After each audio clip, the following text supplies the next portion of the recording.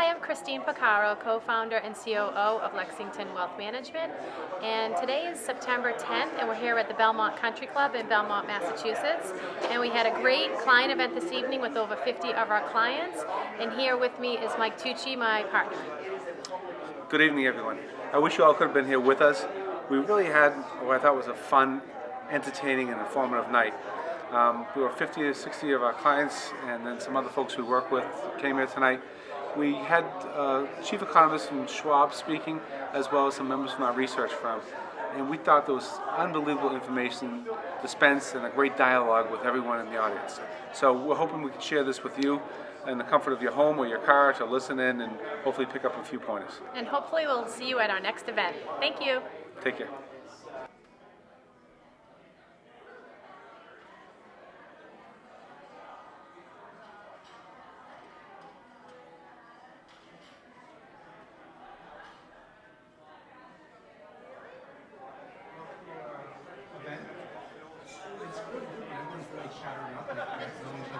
So that's a great sign. So thank you very much for coming tonight. Stormy night. So it's funny when a quick story. I like to tell stories, but a couple of years ago I hired one of those doctors that's kind of a concierge doctor. He's a lot taller, so I hired him, and he's talking to me, and I'm talking to him, and he goes, "Mike, you seem like a pretty thorough guy." Yeah, I try to be. He goes, "What'd you check out?" "Where I went to school." "Yep." Where I did my residence. Yep. Who are my patients? You probably maybe tried to find some of those patients and get a reference check. "Yes." And he said, "Pretty thorough." And he kind of walked behind me, and I heard the snapping of a glove. And he said, "There's probably one thing you didn't check out. The size of my hands. Have you ever thought of that? Have you done that research?" And I was like, "Oh no." So I thought of that story, and I was off color, in the context of tonight. There is a tie-in here. There's a tie-in. So when we initially thought about the event, we said, what are the good times of the year to have an event? Okay, we can't have it during the summer. Everyone's away. Okay, school has to be back in session. And Labor Day fell late this year. We've got the Jewish holidays coming up. Don't want to run during the Jewish holidays. So we thought we had it down pat when we were going to have tonight's event. There's one thing we didn't consider.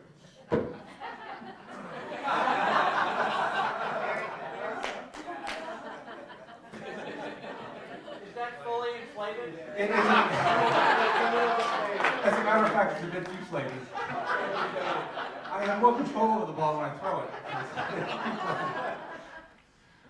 So I just want to set up the night for you, just to let you know what's going to happen, who's going to speak, and all that.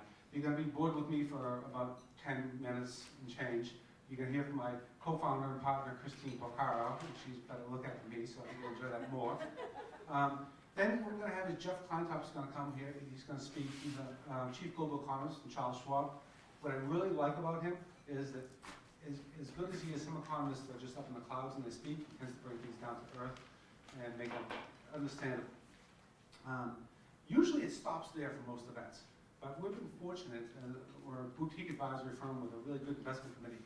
But we've always believed in hiring and bringing on additional research, just to look under every rock there is in the universe to figure out if we're doing things the appropriate way. So we hired a firm called Rokaton, and two of their partners will be here tonight.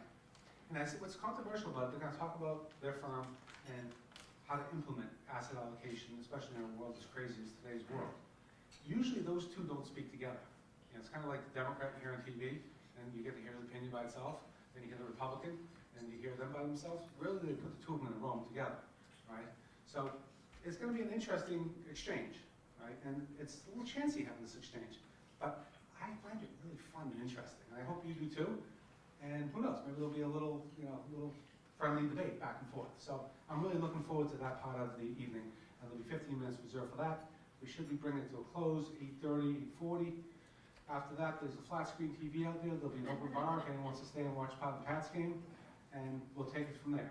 So that's how the evening's going to set up. Quick thing, couple stats, a story. In 2008, we ran our first communication series event, and it was when the world market was falling apart. It was a horrible time. No one really knew what was going to happen, and we sat down on our management team and said, "What should we do? We should talk to people." We didn't know what was going to happen, so we had our first event. It was like on a Thursday morning, And about that same time, I was coaching my oldest son in basketball with, I think, 14 of his 11 or 12-year-old friends at the time. And, you know, they weren't paying attention. I went to basketball practice after work, and then I had to go back to work after that. My head was totally wrapped up in the market, what was going on in the world, and a whole bunch of other things. So I wasn't really focusing. And the boys were really driving me nuts. At that age, they're kind of crazy, right? And they were screaming and yelling for passes. And being a basketball coach, I said, you know, if you want the ball, there's a way to ask for the ball. And you do this. Ball! So I did that. And 14 basketballs came flying over my head. So, making a long story short, the next day I showed up at our event, markets are crumbling, falling apart. I had kind of a twisted nose that was bloody and a fat lip when the event began. So I'm in a little better shape tonight.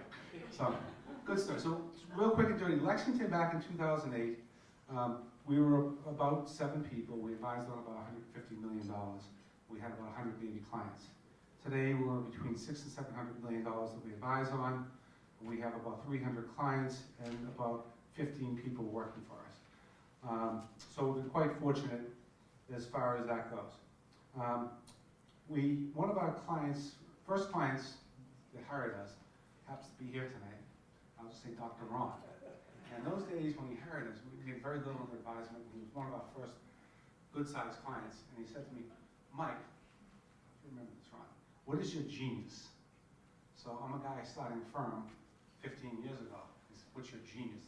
Pretty daunting question, don't you think? And frankly, I didn't know if there was any genius. I'm not sure what I gave for a response. So I think what we figured out, one of the big things we figured out 15 years later, is that markets aren't just risk and return. It's not just length times width. It's length times width times emotions. Well, it's probably as important as anything you can figure out intellectually. And this is a study, and it works when you go back longer. There's a consulting firm called Delbar. They used to be in Cambridge. I think they're in New York today. They look at all kinds of market data and information. And from 1995 to 2014, you can see what different things did. Now, real estate's averaged 11.5% return. Big U.S. stocks, almost 10% return. A blended portfolio, about 8.7. Bonds, 6%. Gold, 5. Oil, 5. International stocks, 5. Homes have gone up 3%. Inflation about 2.4, and the average investor earned about 2.5%. So there's an old adage, markets make money and people don't. And the big reason people don't largely has to do with emotions. And you know, things are really great, everyone loves to pile in and maybe buy too much of whatever the good stuff is du jour. Then markets get crushed, people lose a bunch of money, they pull out, they go to cash, the markets go up and they say, I'm not gonna fall for this head fake, goes up some more, you're not going to fall for the head fake, and then it goes up some more, and they say markets are too expensive. Finally, they jump in, and markets do what they do again. So, interesting stat, interesting slide. Oops, that's my next one. Okay. Sneak peek, coming attractions. So in the last piece is it's all about the company you keep. So when we started the firm, there was me and Chris a number of years ago. Brenda was one of the early, and Lean. I won't forget you, Lean. I see you waving your arms back there. So since then, we've really been able to really partner with great people join our firm, and I'll introduce them in one moment. And then to execute on what we need to execute on, we need really good partners. And so for us, we look at custodians, and Charles Schwab is probably the leading custodian for most independent advisors around the country. I think they serve 7,000 advisors. So just this past year, Schwab, with the 7,000 advisors, has an advisory board themselves. And we actually have one of those, there's 24 seats, and we actually possess one of those 24 seats for Schwab. So Schwab has really given us a lot of kindness and love, and they've done a great job for our clients, great pricing, great access, and it's been a great partnership. And we need it. Whenever people, sometimes you mention advisory firms, and people for some reason bring up Bernie Madoff. Well, Bernie custodied his own money, right? He was the bank. And early on, being a CPA in my early days, I realized the importance of separation of church and state. So early on, Chris and I, day one, we said, we'll advise, but the money's going to be held with a major custodian. And Schwab's been an excellent partner in that regard. Secondarily, You know, the thing, we're independent advisory firms, and there's a number of very good advisory firms around the country. And the good thing about advisory firms is, on average, you know, they have the hearts of social workers. People really have a passion for what they do. They're recovering accountants, attorneys, whatever. But the bottom line is, a lot of them, as good as they are, they're very parochial in their thinking. I.e., you know, in New York, they'll keep most of the money with Bernstein or with whomever. In Chicago, it's a lot of options trading, and so on and so forth. So, leading the charge.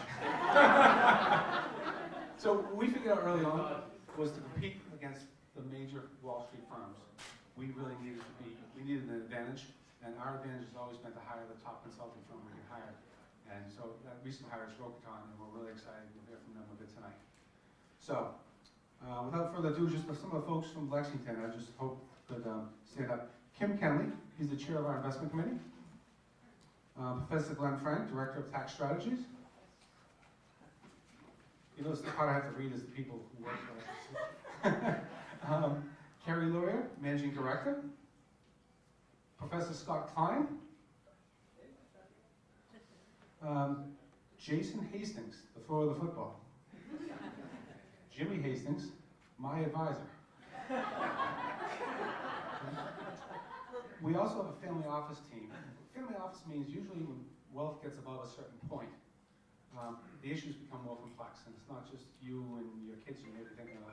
It's your grandkids, it's the next generation, it's passing things on to charity, and the like. So the issues tend to be more complex, and heading that group up is pretty much a team. Professor Mark Carley and Frank Sensula. Then to make a bunch of the stuff work behind the scenes is our operations team. Jody Mueller is our head of operations. Oh, back. Jody, be proud when you stand up, man. Yeah. Brenda Vandersloot. Okay. Aaron. Get up, Aaron. Felicia Luzo. Lena Cardone.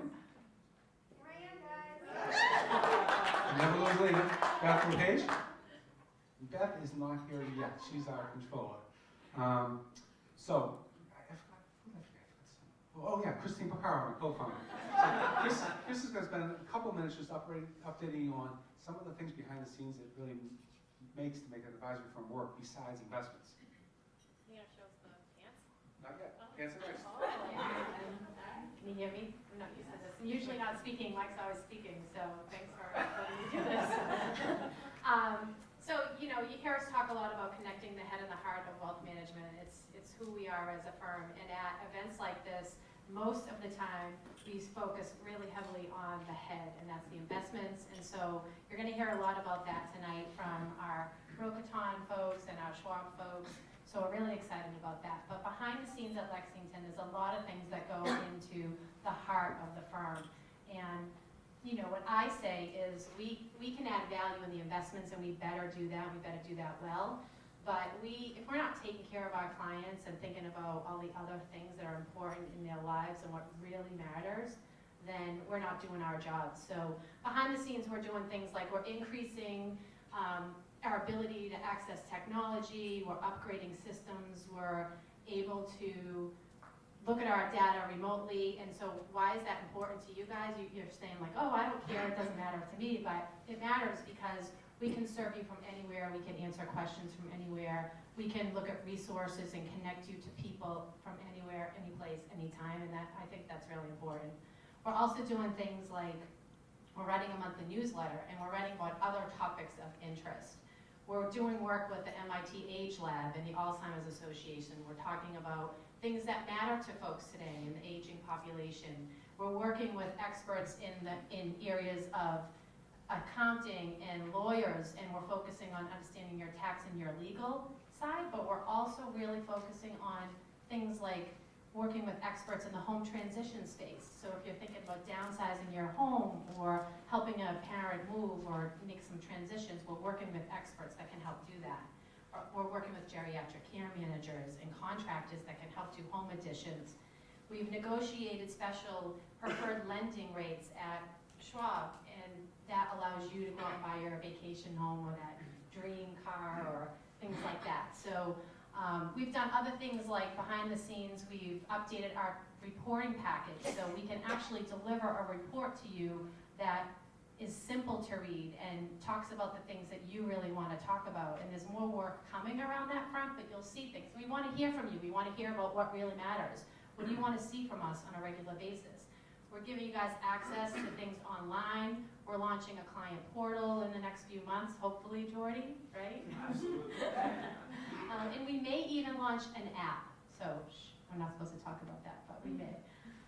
So there's a lot of things that are going on behind the scenes. We're still working with folks like Schiffer in the back of the room, and she's been our psychologist that has helped us handle emotional issues and kept people on track and helped people to, stay rational in this irrational time. And to Mike's point, we've had this amazing team of people, and we couldn't have done it without all of you. And we hired a female advisor this year. That's just, yay, I'm so happy about that. A good one. Yeah, a really good one. So we've done some great things, and we're continuing on a path, and we hope to be working with all of you well into the future. And thank you to our team. Thank you. Thanks. In addition to Schiffer, Jerry Donald's here also. Raise your hand, Jerry. And Jerry helps families of means pretty much transition between businesses and things of that nature. So they both work similarly, but a little bit differently on different topics. So next piece, we're going to get on to the speakers, but a little thing going on in my house. I don't know if you noticed, I'm kind of tall. Right? So I have a daughter who's 12, turning 13, and she always gives me grief about the length of my shorts. Right? So I'm about 6'5". Getting shorts that supposedly today, it's supposed to be on the kneecap. And I've got some shorts that are a little above the knee, and I've got some Larry Bird era shorts, which I get in trouble with. So we're up the mountains this weekend, and up the mountains you tend to see people with some pretty interesting clothing and body art and things of that nature. So we're up there, and we're not gonna notice, my wife and I, and my wife she took a picture of someone, and she sent it to her sister with the following caption. Are the shorts too long, or are the pants too short? And of course, the sister had some quick back to her. But she said it. When we walked out, we were sitting in the car, eating our munchkins. And I kind of thought of that in terms of today's market, right? Believe it or not, there's a connection here somewhere. You don't have to connect the dots, right? But the market's been on tear for a long time. Valuations look rich in many cases, and the market's it's been hiccuping along the way. So, I don't know, this kind of feels like the market to me. I'm sorry to put that visual in your head. So, but then this quote comes to mind. And I'm not sure if it's from Taylor Swift. I apologize if it is. Life isn't about how to survive the storm, but how to dance in the rain. And I don't know how many of you guys have ever said, you've heard people say, oh, I'll get married when I have $500,000 put away, or I'll buy this when that happens, or I'll buy this vacation home when the next thing happens. Or I'll invest once valuations come down. And a lot of people are waiting, spending a chunk of their life waiting to do something until the right moment, and you wonder when that right moment comes.